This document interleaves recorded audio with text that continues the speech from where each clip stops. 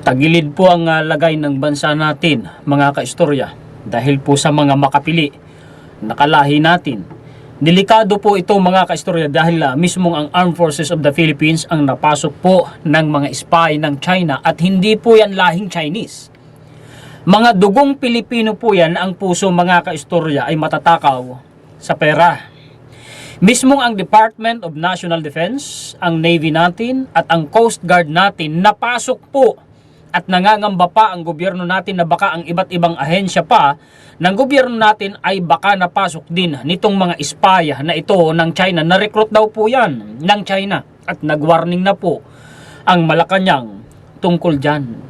Ibinigay daw po nitong mga na-recruit na ito na Pilipino na spy ng China ang mga sensitibong impormasyon doon po sa Department of National Defense, sa Navy natin at sa Coast Guard, ipinasa sa China. Naku naman, nakakagigil sa sobrang tatakaw sa pera. Hindi ba nila naisip na sa ginagawa nila, ipinapahamak din nila yung sarili nila, maging yung mga mahal nila sa buhay, at maging tayo.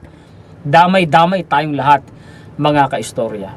Yan ang balitang ibabahagi ko sa inyo ngayon, mga kaistorya. Sana magsilbi itong aral at nang upang tayo po ay maalerto sa mga ganitong pangyayari, matuto tayong maging mapagmasid at matalas ang pakiramdam. Ito na po yan, mga kaistorya. Huwag na nating patagalin pa. Tatlo ito na nahuli. Actually, ako naniniwala ako, mga kaistorya, matagal na itong nangyayari. Ngayon lang kumbaga, nahuli. Ang sabi, PH detains 3 defense personnel on China spying allegations. Tindi. Actually, nung isang araw ko pa nakita ang balita na ito, mga kaistorya. Ngayon lang ako nagkaroon ng panahon na gawan ito ng content Philippine authorities have apprehended 3 defense personnel who allegedly spied on behalf of China in what the country's security agency has described as serious national security matter. Pagka itinuturing na ng gobyerno na serious national security matters, delikado talaga ang sitwasyon. Its spokesman said Thursday, the trio who work for the Philippine Department of Defense, Navy, and Coast Guard provided their Chinese handlers, may handlers pala sila dito, mga kaistorya, with list of military personnel and other sensitive information. National Security Council spokesman Cornelio Valencia told AFP. Naku naman, mga Pinoy, anong ginagawa ninyo? Yung katakawan sa pera. Naku, grabe naman, Operational details about resupply missions in the contested South China Sea. Kaya pala, mga kaistorya, pag magre-resupply tayo, doon sa BRP Sierra Madre at sa maghahatid tayo ng mga tulong doon sa mga mangingisda natin, bago pa man doon makarating yung mga vessel natin sa BRP Sierra Madre, nandun na nakaabang yung mga Chinese. Kasi pala, mga kaistorya, may nagchuchuchu. Meron pala, mga kaistoryang naglilik ng impormasyon. Ayan, nagkabulgara na. Wherein China and the Philippines have frequently clashed, so on and so forth. There was co-optation over a period of time, Valencia said, of efforts to woo the defense personnel who he described as low-level analysts. Grabe naman, At the start, you are not aware, and then you surprised.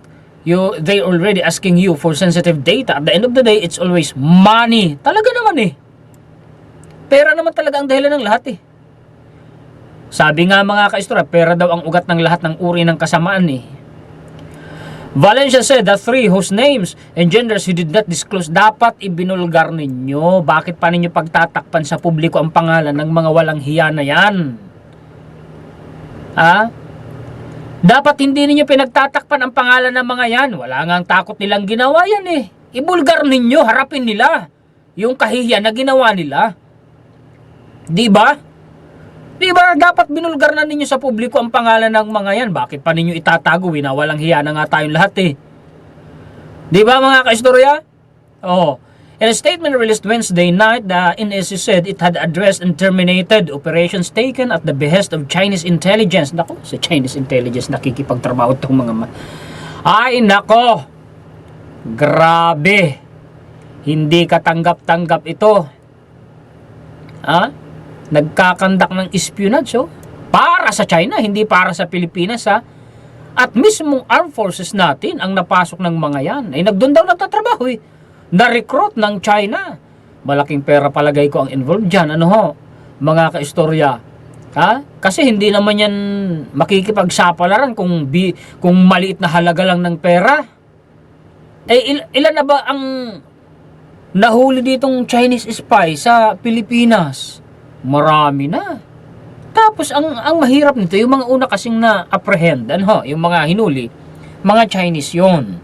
Ito mas malala. Mga Pilipino nag-i-spy para sa China dito sa Pilipinas. Ay mga tinamaan ng magagaling tong mga to, Grabe. Grabe. Grabe. Sana binulgar nyo na ang pangalan ng mga yan.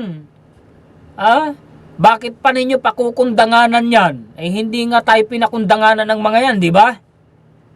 Di ba? Nag-warning ang Malacanang. Ibig sabihin, delikado ang sitwasyon dahil mismong Malacanang nagsalita. Palace to government workers, be alert, cautious amid China-linked spy operations. Bakit? With President Ferdinand Marcos Jr. having been informed, alam na ni PBBM, of espionage activities traced to China, Malacanang issued a warning. The palace reminds everyone in government to remain vigilant and discerning, Palace Press Officer Clay Castro said in a message to reporters on Thursday, sa Biyernes ngayon, kahapon. Monitor your offices. Bantayan nyo daw po yung mga katrabaho ninyo dyan sa mga nag-uopisina sa gobyerno, Sa lahat ng ahensya po ng gobyerno, bantayan nyo. Protect the government-sensitive information and ensure that it is not compromised by actors who may pose a threat to national security. Grabe, Hindi yan papatulan ng Malacanang kung pipitsugin lamang yung pangyayaring yan. Mga kaistorya. Ito, connected to the People's Republic of China, yung mga nag-i-spy sa atin na mga kapwa natin Pilipino. Grabe naman tong mga to. Posible, mga kaistorya, natuloy-tuloy pa ang recruitment na yan ng China sa mga ahensya ng gobyerno. Government on alert versus espionage recruitment probes possible insight. Dapat imbestigahan to ng House of Representatives saka ng Senado. Malamang mas malalim pa yan, yung nangyayari na yan. Oo, yan ang pakiramdam ko. At gaya ng sinabi ko kanina, malamang matagal na tong nangyayari. Baka ngayon lang nabulgar. Delikado, Grabe naman tong mga to, mga grabing walang hiya naman itong mga kapwa natin Pilipino na ito. Ito pa. National Security Advisor Eduardo Año said authorities are now examining whether other government agencies may have also been compromised following the recent uncovering of alleged Chinese espionage operation in the Philippines. Posible talaga ng iba't ibang ahensya ng gobyerno natin napasok na o baka may mga na-recruit na dyan ang China. Año also urged government employees to who may have been approached or recruited to immediately... Actually, matagal ko nang na-research to Kaso nangyari ito sa ibang bansa, hindi pa dito sa Pilipinas. Yun pala, baka nga nung time na yun na na-research ko, hindi lang nabubulgar pa, meron na dito. Na-research ko na to na talagang ang China nagre-recruit po. Nagre-recruit sila. Sa Amerika, nangyari na yun, nabulgar Nagre-recruit ang China. Mga militar, nire-recruit nila. Mga empleyado ng gobyerno, nire-recruit nila na mag-spy para sa kanila. Abay, nangyari dito sa Pilipinas din pala. Akalain mo yun. Akalain mo yun. Noon, wala akong makitang balitang ganyan. Actually, yung isang reference noon sa Amerika ay na-spyan na ng China, na-recruit na nila. Kailan nga lang, nung nakaraang taon, militar pa mismo Totoo yan. Na-recruit ng China. At tuloy-tuloy nagre-recruit pa sila, mga kaistorya. Malaking halagang perang involved dyan. Grabe naman. Magilabot naman kayo dahil pati sarili nyo at pati mga mahal ninyo sa buhay, inilalagay din ninyo sa alanganin. Sabi naman ni Rear Admiral J. Tariela, hindi na Commodore kasi Rear Admiral na, 2-star na po ang ranggo niya ngayon, na-promote na, The Philippine Coast Guard said that the sensitive information allegedly leaked to China includes activities in the West Philippine Sea such as resupply missions. Kasi ang role player po dyan, ang aktor talaga dyan mga kaistorya sa resupply mission, karaniwan Coast Guard natin. Di ho ba? Ay Coast Guard din natin mga kaistorya, may na-recruit din para mag-spy sa China. PCG spokesperson for the West Philippine Sea, Rear Admiral J. Tariela, clarified that one of the alleged Filipino spies is not their personnel but is close to a PCG officer who is also under investigation. Malamang, yung officer na yan, hindi naman yan maglilik ng impormasyon dun sa kaibigan niya na yun, na close sa kanya. Hindi yan magbibigay ng mga sensitibong impormasyon kung hindi din yan may involved na pera o kaya hindi na recruit, di ba? Tariela also responded to China's embassy's statements denying the National Security Council's report. Natural, di-deny ng China yan. Natural yun. Ito pa, dagdag pa ang balita, mga kaistorya. Alin ba ang uunahin ko rito? Sige, dito na lang, Yung 6 daw po sa 18 Marines na nagsalita na ipinakilala sa madla ni Attorney Levy Baligod na nagsasabing nag-deliver sila ng pera kay PBBM at kay Zaldico na nagkakahalaga ng 805 billion pesos. 6 daw po doon mga kaistorya ay may kasong murder. Nako, ay questionable nga ang kredibilidad nila. Pag sinabi mong questionable, ang kredibilidad nila ay alanganin kung paniniwalaan sila o hindi. Bahagi daw po, sabi ni Ombudsman Remulla, bahagi ng kanilang ginagawang investigasyon sa pagkatao ng mga sinasabing ex-Marines. Ito pa, si Laila de Lima. Kasi nga mga kaistor, kaya post ng ganito si Laila de Lima, dinimanda po ng perjury ni Vice President Sara Duterte si Madriaga. Alam nyo naman yung mga pinasabog ni Madriaga, di po ba? Basahin ko muna ito And speaking of Madriaga, pinagtangka ang tudasin daw po sa loob ng kulungan. Sino kaya ang nagtangkang ipatuda si Madriaga at bakit naman tutudasin si Madriaga? Bakit tinarget yung tao? Nakakaalarma ang balita. Ano po mga kaistorya, basahin natin ito.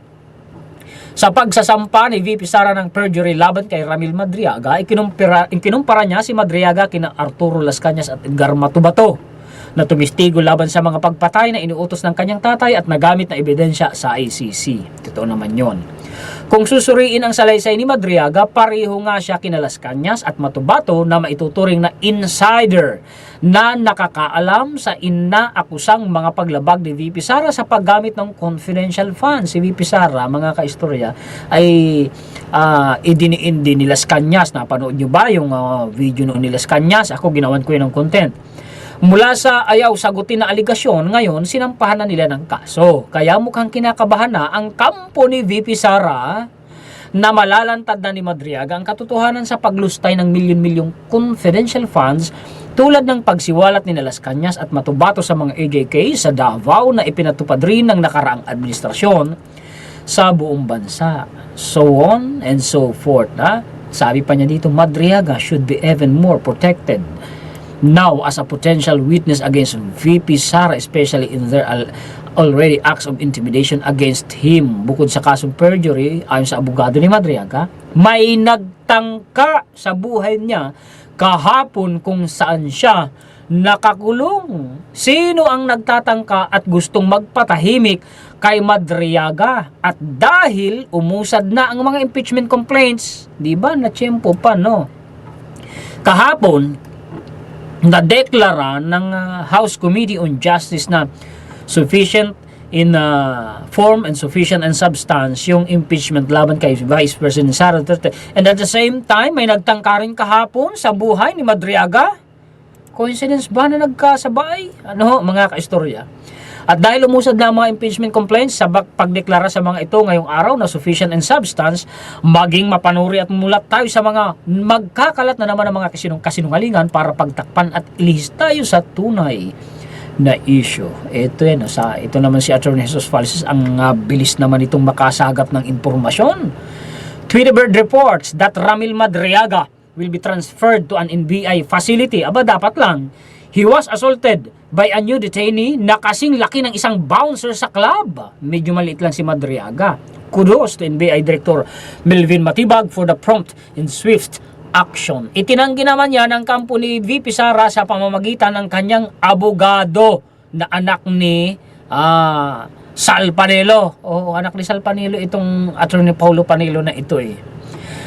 Vice President Sara Duterte's legal counsel Attorney Paulo Panelo on Friday said the Vice President has nothing to do with the alleged death threat against Ramil Madriaga. Wala daw dong kinalaman si VP Sara sa nabalitang pagtatangka sa buhay po ni Ramil Madriaga. Iwan ko ang publiko kung ano ang magiging pakiramdam at paghusga nila sa bagay na yun. Ako bilang influencer, bahala na po kayong mga manonood kung ano po ang iisipin ninyo mga kaistorya. Hanggang dyan po ang mga balita, impormasyon, komentaryo, kritisismo, opinion, reaction na maibabahagi ko sa inyo ngayon. Pakishare po at pakilike mga kaistorya. Maraming salamat sa inyong mga sulit kaistorya na walang sawa at walang kupas ang solidong pagsuporta sa inyong lingkod. Mabuhay kayo. Shout out po sa inyong lahat. Maraming salamat din po sa mga bagong viewers po natin. Maraming salamat higit sa lahat sa atin pong Panginoon. Sa susunod po ulit natin na content. Muli ako po si Juan Historiador, ang taga-kwento ng totoong istorya ng kasaysayan na nagmamalasakit sa kapwa ko Pilipino at nagmamahal sa bayang itong bansa nga Pilipinas.